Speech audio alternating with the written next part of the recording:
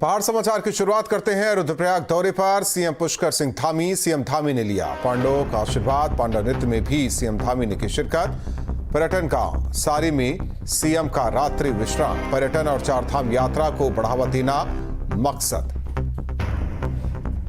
तो रुद्रप्रयाग दौरे पर सीएम पुष्कर सिंह धामी, सीएम धामी ने पांडवों का आशीर्वाद लिया। पांडव नृत्य में भी सीएम धामी ने शिरकत की। पर्यटन गांव सारी में सीएम का रात्रि विश्राम। पर्यटन और चारधाम यात्रा को बढ़ावा देना मकसद। तो केदारनाथ विधानसभा उपचुनाव में जीत के बाद मुख्यमंत्री पुष्कर सिंह धामी रुद्रप्रयाग दौरे पर पहुंचे। सीएम देहरादून से ऊखीमठ पहुंचे। इसके बाद ओंकारेश्वर मंदिर गए। यहां उन्होंने भगवान केदारनाथ और भगवान मधमेश्वर के दर्शन और पूजा अर्चना की। साथ ही सीएम ने पांडवों का आशीर्वाद लिया। सीएम का 2 दिवसीय रुद्रप्रयाग दौरा है। उनके यहां पहुंचने पर तीर्थ पुरोहित, स्थानीय लोगों ने जोरदार स्वागत किया। इस दौरान बड़ी संख्या में लोग मौजूद रहे। सीएम मंदिर परिसर में आयोजित होने वाले पांडव नृत्य में शामिल हुए, नृत्य करते नजर आए। इसके बाद वो पर्यटक ग्राम सारी में होम स्टे में रात्रि विश्राम के लिए पहुंचे। दरअसल पर्यटन को बढ़ावा देने के लिए सीएम धामी की ये पहल है, इसीलिए मुख्यमंत्री रुद्रप्रयाग जिले के किसी गांव में रात्रि प्रवास कर रहे हैं।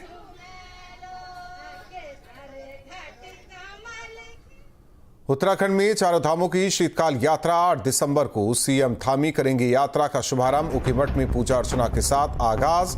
शीतकालीन प्रवास स्थलों पर होंगे दर्शन। यात्रियों के लिए GMVN के गेस्ट हाउस में 10% की छूट।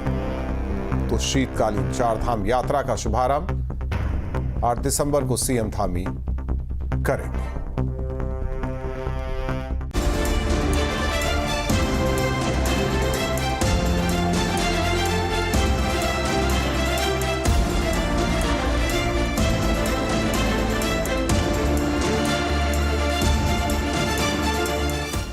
उत्तराखंड में चारधाम यात्रा का समापन हो चुका है, लेकिन इस साल से राज्य सरकार शीतकालीन यात्रा की भी शुरुआत कर रही है, जिसके तहत यात्री चारों धामों के शीतकालीन प्रवास पर जाकर दर्शन कर सकेंगे, जिससे यात्रा ग्रीष्मकाल के साथ साथ पूरे साल भर संचालित हो सके। 8 दिसंबर को सीएम धामी ऊखीमठ में बाबा केदार के दर्शन कर शीतकालीन यात्रा की शुरुआत करेंगे। शीतकालीन यात्रा को बढ़ावा देने के लिए सरकार ने मेगा प्लान भी तैयार किया है, जिसके तहत खुद सीएम धामी चारों धामों के शीतकालीन प्रवास पर जाएंगे। इसके अलावा कैबिनेट मंत्री और संबंधित क्षेत्र के विधायक शीतकालीन यात्रा को प्रमोट करेंगे। मुख्यमंत्री के निर्देश पर पहली बार उत्तराखंड के शीतकालीन यात्रा का प्रबंध किया जा रहा है। इसके लिए गढ़वाल मंडल विकास निगम के गेस्ट हाउस में यात्रियों को 10% की छूट भी दी जाएगी। साथ ही अन्य कई सुविधाएं भी यात्रियों के लिए तैयार की जा रही है। वहाँ पर तीर्थ यात्रा प्रारंभ हो, श्रद्धालु आएं, उसके लिए माननीय मुख्यमंत्री जी ने निर्देश दिए। 10 तारीख को इसमें बड़ी बैठक भी है और स्वयं 8 तारीख को माननीय मुख्यमंत्री जी ऊखीमठ जाएंगे, दर्शन पूजन करेंगे और आमंत्रित करेंगे सभी लोगों को कि आएँ और जो शीतकाल में हमारे कपाट जो मंदिर हैं, जो पूजा के स्थल हैं, वहाँ आएँ और दर्शन पूजन करें। बिल्कुल हमारा प्रचार प्रसार का प्लान तैयार है, उसको हम लोग 1-2 दिन में शुरू करेंगे। और साथ ही गढ़वाल मंडल विकास निगम ने इस शीतकालीन सीजन के लिए, यात्रा सीजन के लिए 10% की अपने किराए में छूट दी है। कोई भी GMVN अगर बुक कराता है तो उनका जो फ्लैट 10% की उसमें उन्होंने छूट दी है। दरअसल ग्रीष्मकाल के दौरान उत्तराखंड में चारों धामों की यात्रा 6 महीने के लिए संचालित की जाती है। शीतकाल में 6 महीने के लिए चारों धामों के कपाट बंद कर दिए जाते हैं, जिसमें केदारनाथ की शीतकाल के दौरान 6 महीने पूजा ऊखीमठ स्थित ओंकारेश्वर मंदिर में होती है। भगवान बद्रीनाथ की पूजा जोशीमठ के पांडुकेश्वर मंदिर में की जाती है। माँ यमुनोत्री की पूजा शीतकाल के दौरान खरसाली में होती है, तो जबकि माँ गंगोत्री की पूजा मुखबा में की जाती है। ग्रीष्मकाल में चारों धामों की बात करें तो इस यात्रा सीजन में श्रद्धालुओं की संख्या में रिकॉर्ड तोड़ वृद्धि देखने को मिली और करीब 46,17,445 श्रद्धालुओं ने चारधाम के दर्शन किए। बद्रीनाथ धाम की बात करें तो ये चमोली जिले में है। इस बार करीब 14,35,341 तीर्थ यात्रियों ने बद्रीनाथ धाम के दर्शन किए। बद्रीनाथ धाम के कपाट 12 मई को खुले और 17 नवंबर को बंद हो गए।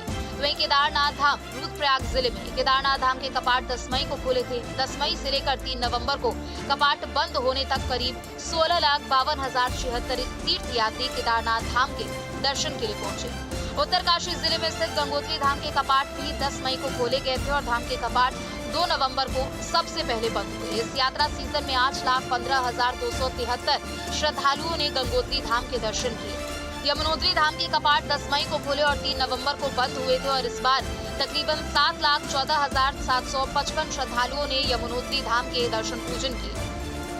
ये चूंकि हम चाहते हैं कि 12 महीने हमारे राज्य के अंदर पर्यटक आएँ, हमारे तीर्थयात्री आएँ और हर प्रकार से हमारे यहाँ का जो प्राकृतिक सौंदर्य है, उसका, मौसम का, यहाँ के पर्यावरण का उनको भी लाभ मिले और राज्य के जो हमारे यात्रा से जुड़े हुए लोग हैं, जिनकी आर्थिकी चलती है, व्यवसाय चलता है, होटल वाले हैं, ढाबे वाले, रेस्टोरेंट वाले, होम स्टे वाले, टैक्सी वाले, उन सभी को भी पूरे 12 महीने काम मिले, उसके निमित्त सभी व्यवस्थाएं सभी विभाग सुनिश्चित कर रहे हैं। 10 तारीख को हम एक बृहद रूप से इस पर बैठक भी करने वाले हैं और मैं भी आज स्वयं रुद्रप्रयाग जनपद के ऊखीमठ क्षेत्र से इसकी एक तरह से शुरुआत करने जा रहा हूं कि मैं रात्रि प्रवास वहीं करूंगा। इस साल 4 धाम यात्रा 10 मई को शुरू हुई थी। उस दिन गंगोत्री, यमुनोत्री और केदारनाथ धाम के कपाट खुले थे। बद्रीनाथ धाम के कपाट 12 मई को खुले थे। इस बार की यात्रा सीजन के शुरुआत से ही श्रद्धालुओं का 4 धाम यात्रा के लिए अपार उत्साह नजर आया। श्रद्धालु ग्रीष्मकाल के अलावा शीतकाल गद्दी स्थल पर दर्शन कर पुण्य कमा सकते हैं और इसलिए सरकार ने पहली बार शीतकाल में 4 धाम यात्रा की शुरुआत की है, जिसका शुभारंभ खुद सीएम धामी करेंगे। फिलहाल कुल मिलाकर बात यह है कि श्रद्धालुओं को ऑफ सीजन में बुलाने के लिए शीतकालीन 4 धाम यात्रा को शुरू किया जा रहा है। मुख्यमंत्री कल खुद ही इसका शुभारंभ कर रहे हैं और ये ऊखीमठ से इसका शुभारंभ होगा और फिर चारों धामों के लिए शीतकालीन यात्रा खोल दी जाएगी। देखना यह है कि जो श्रद्धालु 4 धाम का एक विजन, एक दृष्टिकोण लेकर के यहाँ पर आते हैं, उत्तराखंड में आते हैं, उनके दिमाग में हमेशा 4 धाम होते हैं, यानी धाम में जाकर पूजा और अर्चना करना, पूजा करना, दर्शन करना। शीतकालीन गद्दी स्थलों पर यह यात्रा कितनी कामयाब होगी, ये देखने वाली बात होगी। अपने सहयोग कैमरामैन सोनी कुमार के साथ न्यूज स्टेट के लिए देहरादून से अजीत सिंह राठी। होमगार्ड से एवं नागरिक सुरक्षा स्थापना दिवस के मौके पर होमगार्ड मुख्यालय में रैतिक परेड का आयोजन किया गया, जिसमें सीएम थामी ने न सिर्फ परेड की सलामी ली बल्कि परेड का निरीक्षण किया। इस दौरान सीएम थामी ने होमगार्ड एवं नागरिक सुरक्षा की स्मारिका पुस्तक का विमोचन भी किया। कार्यक्रम के दौरान 2 होमगार्ड जवानों के बच्चों को होमगार्ड राहत कोष से छात्रवृत्ति भी दी गई। सीएम थामी ने होमगार्ड्स के लिए 4 बड़ी घोषणाएं भी की। इसमें पुलिस जवानों और एसडीआरएफ की तरह ही होमगार्ड स्वयंसेवकों को प्रोत्साहन भत्ता दिया जाएगा।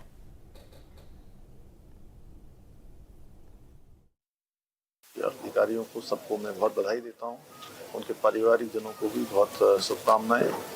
और हम सब लोग चूंकि जानते हैं कि हमारे होमगार्ड्स के जवान हर परिस्थिति में और जहां भी हमको उनकी ज़रूरत होती है वहां पर अपने कर्तव्य का भली भांति निर्वहन करते हैं। और सच बताऊं तो जहां कम होते हैं वहां हम होते हैं वाली उनकी जो एक काम करने की प्रवृत्ति है, कार्य व्यवहार है, कार्य संस्कार है, निश्चित रूप से वो हमारे लिए बहुत महत्वपूर्ण है।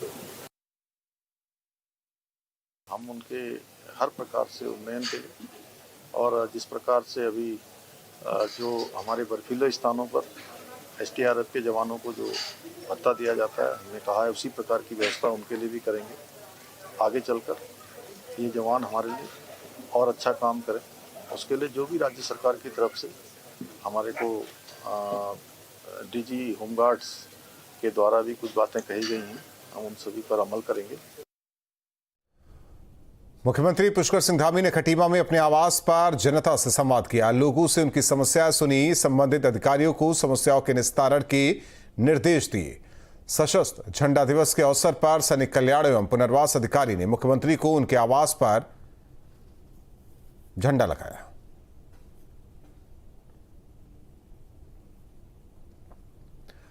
उत्तराखंड में 4 नए केंद्रीय विद्यालय खुलेंगे। सीएम धामी ने